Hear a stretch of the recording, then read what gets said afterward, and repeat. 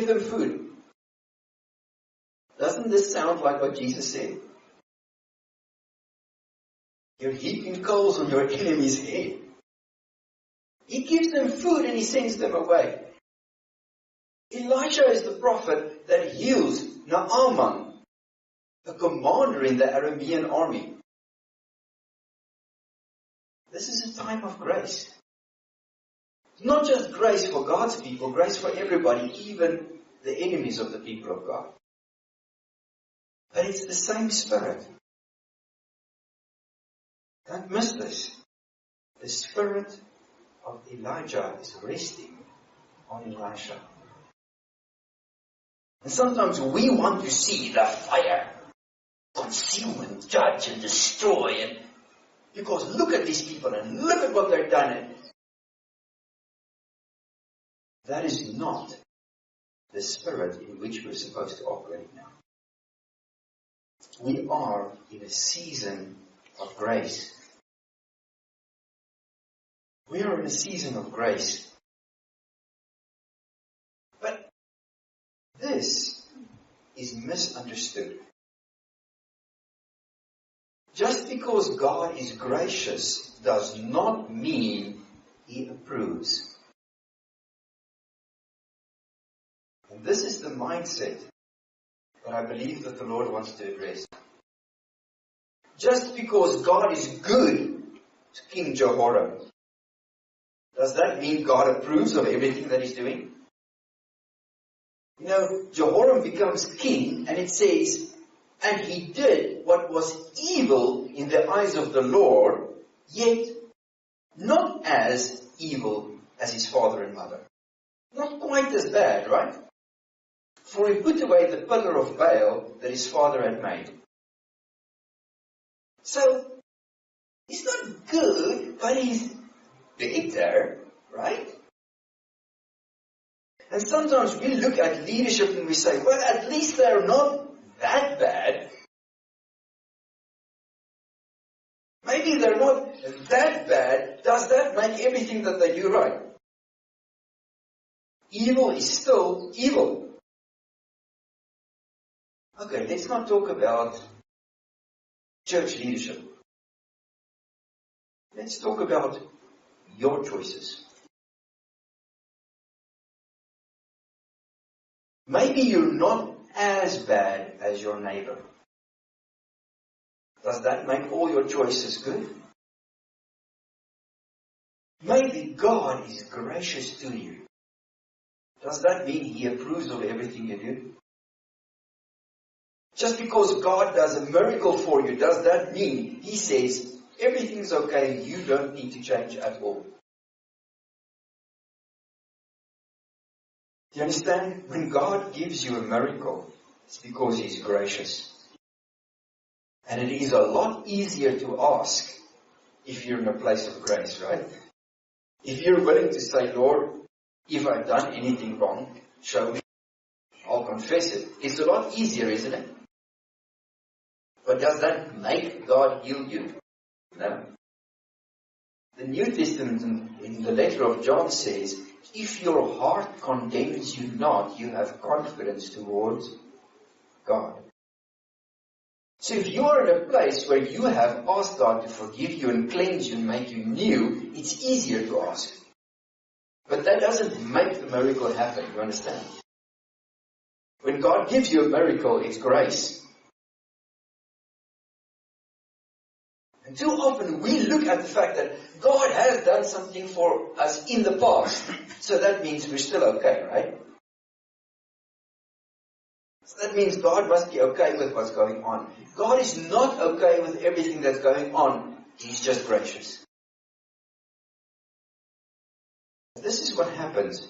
Instead of following up on the victories that God had given Jehoram, Jehoram becomes defensive.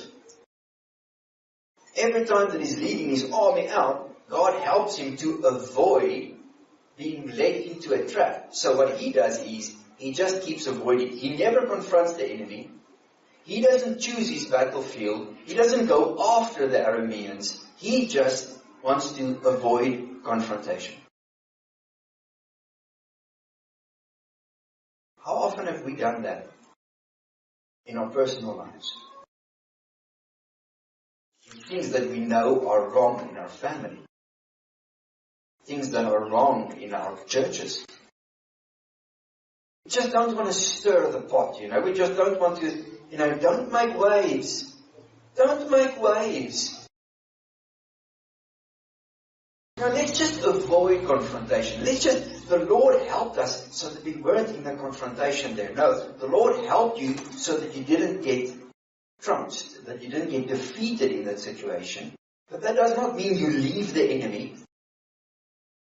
They are the people of God. They are not supposed to run before their enemies. Their enemies are supposed to run before them. That's one of the promises that God made. He said, if you'll serve me, your enemies will flee before you, and you won't flee before them. Instead of following up on the victories that God has given you, are you just making sure that things go along smoothly? Or are you actively pursuing those things that will destroy your life? Are you making compromise? Well, I'm a Christian, right? I know God is with me, right? This whole thing about pursuing God and pursuing the presence of God and pursuing the miraculous and wanting to know more about God, well, don't be too extreme. Things are going okay, man. Me and God, we're sharp. We're okay. That kind of attitude will leave you defenseless, because all that happens is you're just defending, you're not attacking, you're not actively pursuing God, you're just living with the way things are. Let's just not have any ways. What thing in your life have you made peace with that you should have actually been destroying? Andre, you're getting older, my friend. Shouldn't you have made peace with your hurt shoulder? Oh, well, I guess it's just one of those things, eh? As you get older, I guess these things happen. I'll just never have mobility in my arm again. If you took that attitude, would you have received your healing? You understand? We look at situations in our life and we say, well, it's not good, but I'll just I can live with this. Why should you? Why should you? That sin that I keep repeating, I guess I'm never going to have victory over it. But at least things are going along, right? God's still blessing me. God's still protecting me. That mindset needs to change. The mindset that says we will just avoid confrontation with the enemy needs to change. And the church in general needs to stop saying, well, as long as they don't bother us, we don't want to bother them. That relative that I have that seems to actively hate God, I'm just going to avoid talking about religion. I'm just going to avoid that because, when we get together for a family event, you don't want... I'm not saying Bible bash the guy. But when was the last time that you prayed for that person in faith? Or just as long as I don't stir the pot, then we'll be okay. It's just good enough. It's not good enough. You see, because if you follow this mindset, where it takes you is, those things that you think you can avoid will come back for you. Because Jehoram kept avoiding the Arameans, kept avoiding them. And then this happened. In 2 Kings 6, verse 24. It came about after this. All those stories that I told you, came about after this that Ben-Hadad, king of Aram, gathered all his army and went up and besieged Samaria. You leave those things and you don't deal with those things will come and press you into a corner. If you know that something isn't right and you do not actively seek God and find out how to deal with that thing will push you into a corner, and it's not God's fault. It's not that the presence of God is not with you. It's not that God has not been protecting you, but you let that thing just go. That mindset that we'll just try to avoid confrontation with this thing that's been actually destroying my life, that thing will push you into a corner. People think you can make a deal with the devil. You know that? How that works, right? If you don't bother me, I won't bother you. The devil will gladly shake hands with you and say, yep, no, that's a deal.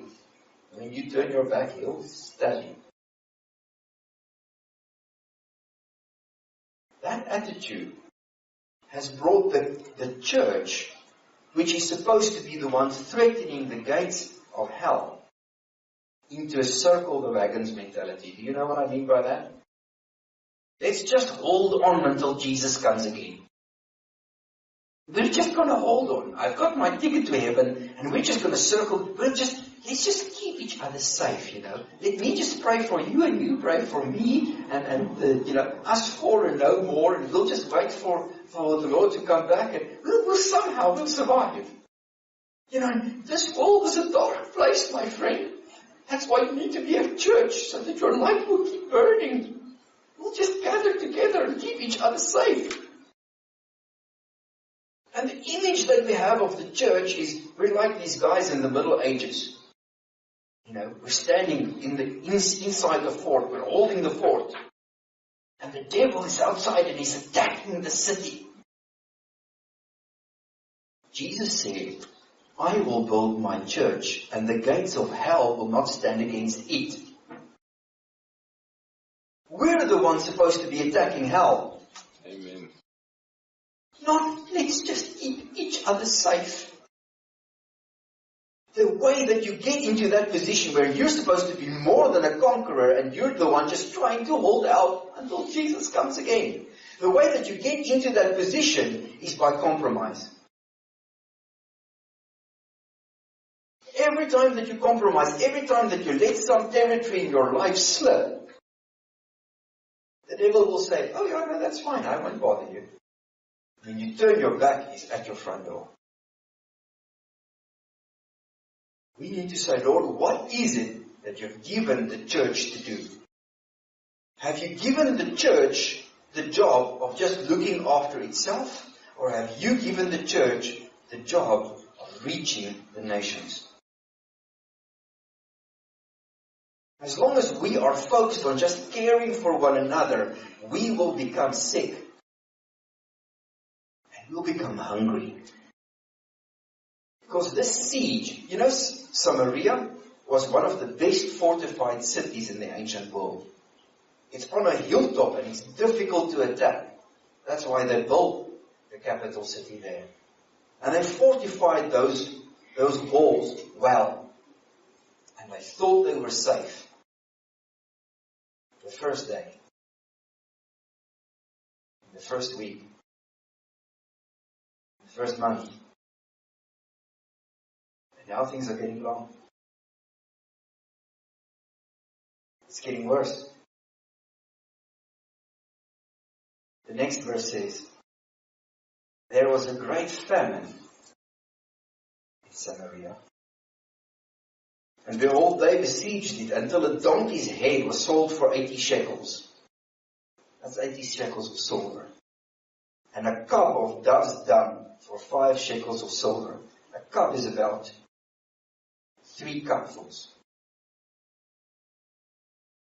About 3 cupfuls of dove dung. People would pay 5 shekels of silver. When you're at the point where you're eating donkey's head and dove's dung, you're in a bad place. This did not happen overnight. And you go into some places that are called churches and you listen to